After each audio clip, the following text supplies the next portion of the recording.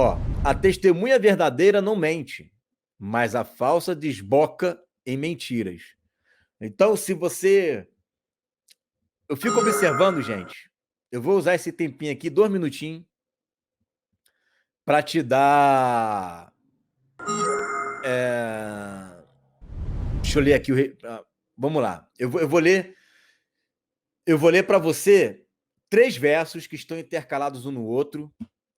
3 versos aqui que estão intercalados um no outro. E vou fazer uma explicação bem rápida desses 3 versos. Vamos lá. Ó.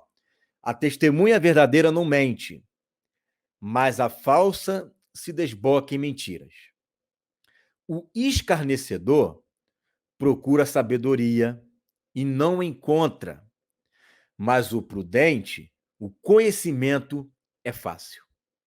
Foge da presença do homem sensato, porque nele não divisarás lábios de conhecimento. Muito bem. Vamos pegar esses 3 versículos aqui e eu vou explicar uma coisa para você. Primeira parte da explicação está no versículo 5. A testemunha verdadeira não mente, mas a falsa fala mentiras. Eu quero que nesse tempo, gente, que nós estamos vivendo aqui hoje, eu vou falar em parábolas e eu tenho certeza que você vai compreender o que eu estou dizendo. Tá? Nesse tempo que nós vivemos aqui hoje, neste momento agora, dia 18 de abril, tá? É um tempo em que eu oro a Deus, peço a Deus que nos dê muito espírito, né, de discernimento. Que o Senhor nos dê muito espírito de discernimento. Lembra que eu sempre falei para vocês, gente, ore para que vocês procurem ter espírito de discernimento, para que vocês agora consigam compreender a testemunha verdadeira não mente, mas a falsa se desboca em mentiras. Que Deus mostre para vocês, neste tempo, quem é a testemunha verdadeira, quem é a falsa testemunha. Porque se tem testemunha verdadeira, tem testemunha falsa. Um dos sinais da testemunha falsa é que ela conta mentira. Ela não tem temor do Senhor. Se tiver que fingir alguma coisa, ela vai fingir. Tá? Esse tipo de gente é escarnecedor. Lê a Bíblia pra caramba, mas nunca vai encontrar a verdadeira sabedoria. Porque Deus não dá a sabedoria para o escarnecedor.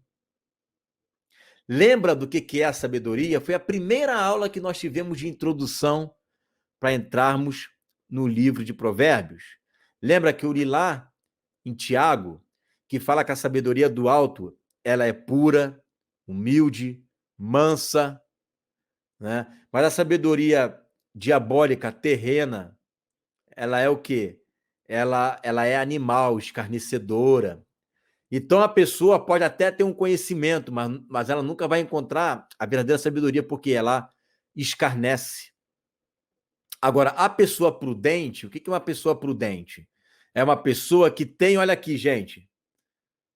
Deixa eu botar aqui para ficar grande, para você ler comigo, ó. Ó. Vamos lá, vou conseguir. Ó, discernimento, ele consegue discernir. Percebeu aqui, ó? Discernir. Então, a pessoa prudente, que tem o quê? Discernimento, que observa, que está atenta. Ó, uma pessoa que observa, uma pessoa que está atenta, né? Que sabe distinguir, que sabe considerar, que tem percepção, que compreende, que é inteligente, que tem discernimento, que sabe ser discreto, tá? Perceber as coisas. Então, o homem prudente é um homem que tem o quê? O discernimento das coisas. O escarnecedor, ele procura a sabedoria, estuda, mas ó, ele nunca encontra. Ele nunca encontra. Mas o que tem a prudência, aquele que tem espírito de discernimento, ele acha o conhecimento fácil. Fácil, fácil, fácil, fácil. Tudo para ele é descoberto. É descoberto as coisas. Não estou falando apenas aqui de sabedoria, de teologia. Eu estou falando, ele consegue ter a amplidão do que está acontecendo. Aí, o que a Bíblia fala sobre esses que são falsos testemunhos e os escarnecedores, tá? Que não têm a sabedoria. Foge da presença do homem o quê? Que não tem sabedoria, insensato. Porque não vai tirar dele conhecimento. O conhecimento que vai sair dele é um conhecimento terreno. Porque a verdadeira sabedoria, que é do alto, ela é carregada de fruto do Espírito. Ela é carregada de fruto do Espírito. A sabedoria do alto, ela é carregada de fruto do Espírito. Como obter esse espírito de discernimento? Orando e sendo experimentado. Ore e peça a Deus para que ele te dê. Nesses dias, nós precisamos buscar esse espírito de discernimento. Não é porque uma pessoa crê de uma forma, não é porque uma outra pessoa crê de outra forma, não é porque Beltrano, Ciclano ou Fulano creem de uma maneira, a divisão está ocorrendo por causa de linhas teológicas diferentes. Não. Não. O problema é outro. O problema é outro. Não é? A linha teológica é um espantalho só, gente. É um espantalho para poder causar algo pior, que é a divisão. Então, fique atento, porque a gente conhece aqueles que são pacificadores. Jesus falou, bem-aventurados pacificadores. O que são os pacificadores? São aqueles que não ficam colocando lenha na fogueira. Não ficam colocando lenha na fogueira. Cuidado, tá? Cuidado. O problema não é a teologia, não é a visão diferente. Não, porque a maneira como um crer, o outro crer, sempre foi assim. Sempre foi assim. Então, não é isso. Porque se fosse isso, isso já teria ocorrido há 1 ou 2 anos atrás já. Tá? Então, não é a visão teológica de Beltrano ou Ciclano que está gerando a divisão. O que está gerando é uma coisa carnal. Porque é a carnalidade que gera a divisão. Lembra de que Paulo falou lá em Coríntios? Eu sou de Pedro, eu sou de Apolo, eu sou de Cefas, eu sou de Cristo. Né? Mas tudo isso é carnalidade. Então, cuidado, peça a Deus discernimento, né? Vê a testemunha verdadeira, o que não mente, né? Não se engane, gente, não é questão teológica. Não é teologia. Isso aí não é. Porque cada um sempre creu como crê. E isso nunca foi problema. O problema é outro, tá? Então, ore ao Senhor para que esse espírito de divisão, de contenda, de disse-me-disse, venha cair por terra.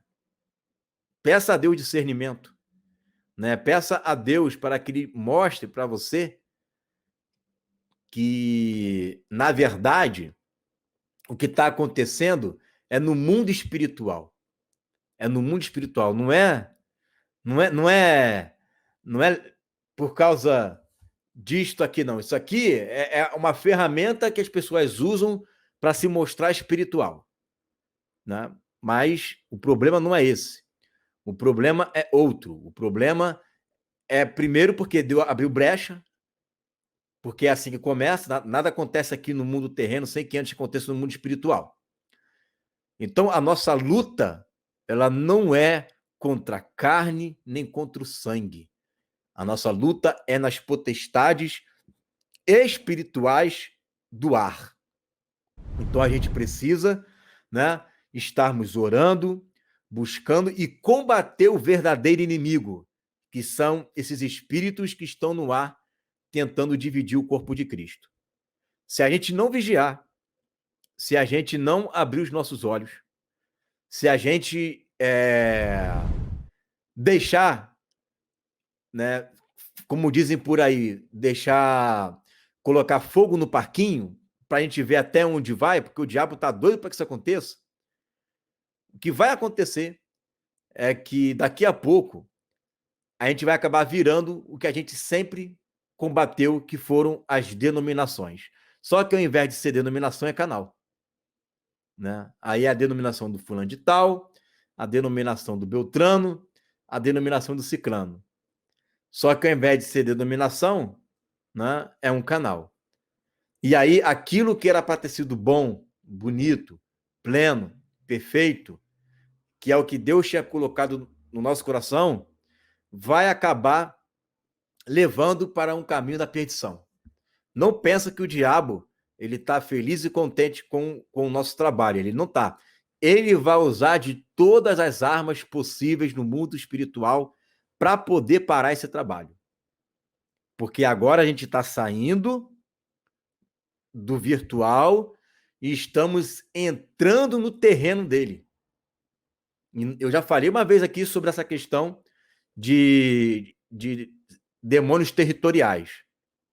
Então, a gente está saindo do espiritual e estamos entrando no terreno deles e eles vão se levantar. Vão se levantar.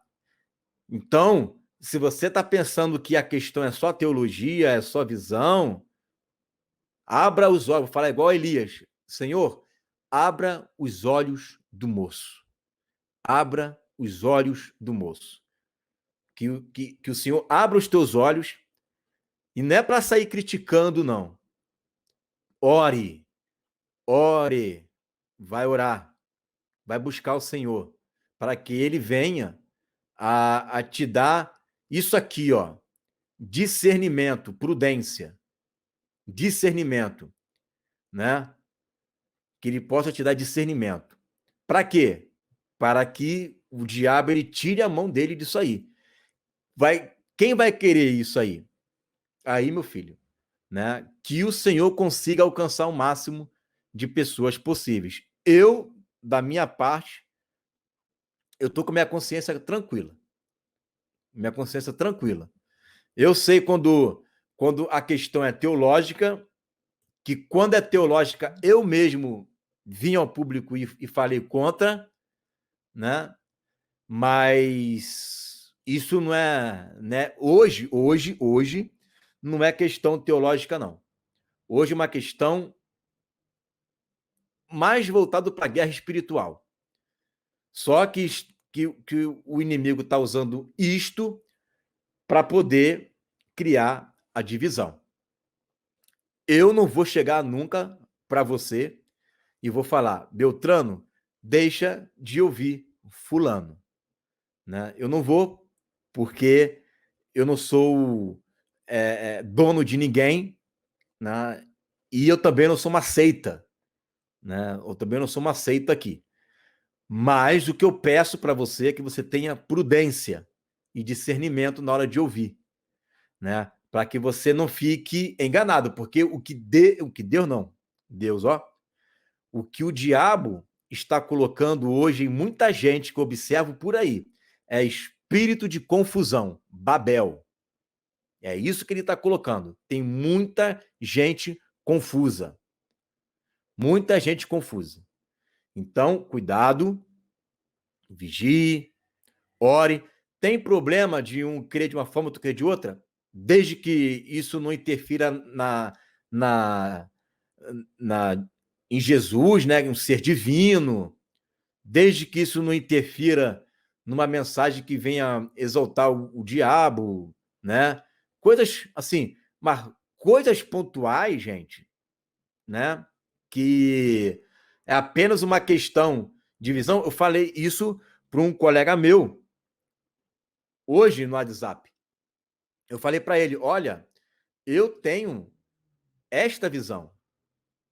Eu tenho essa visão por quê? Porque até agora é o que eu tenho entendido. Eu não tenho nada contra pessoas que pensam diferente, desde que isso não leve a uma heresia. Mas até o momento eu não estou enxergando que isso leva à heresia. Agora, para mim, a minha consciência tá tá tá normal, tá. Isso não, eu não perco noites de sono por causa disso. Eu não perco noites de sono por causa disso. Agora, se eu vier a ensinar alguma coisa diferente disso, eu, no meu coração, eu sinto que eu serei cobrado por Deus. Eu vou perder a salvação? Não vou, mas eu vou perder muito galardão para mim. Isso é o que a minha consciência hoje fala. Então, para eu não ir contra a minha consciência, a Bíblia fala em 1 Timóteo 1,5 que o fim do mandamento é o amor de um coração puro e uma boa consciência. O que é a consciência? Consciência é o centro do comportamento moral e racional. Então, se a minha consciência não me condena falando isso hoje, eu não tenho por que voltar atrás, até porque a minha consciência está alinhada à palavra. Agora, se eu começar a minha consciência a me acusar, aí beleza, eu mudo, né? Não tem problema nenhum. Mas hoje eu não estou sentindo nada que venha, né, a mudar essa percepção. Se Beltrano ensina assim, se a consciência dele não acusa dele de excluir alguns textos da Bíblia, ou não ler, ou querer simbolizar, é ele com Deus, meu chapa. Eu não tenho nada a ver com isso, né? É ele com Deus. E quem crê também é assim, né? Agora, cada um, não é isso que a Bíblia fala, né? Cada um dará conta de si mesmo a Deus. Cada um dará conta de si mesmo a Deus. E ponto final, né? Eu vou continuar anunciando, pregando, ensinando, e os outros que continuem a fazer assim também. Mas a partir do momento que começa a haver uma afronta que venha tentar a dividir, aí a gente tem que ter esse discernimento. Certo, gente? Né? Então vamos orar para que isso não venha a acontecer. Beleza? Olha só, versículo 8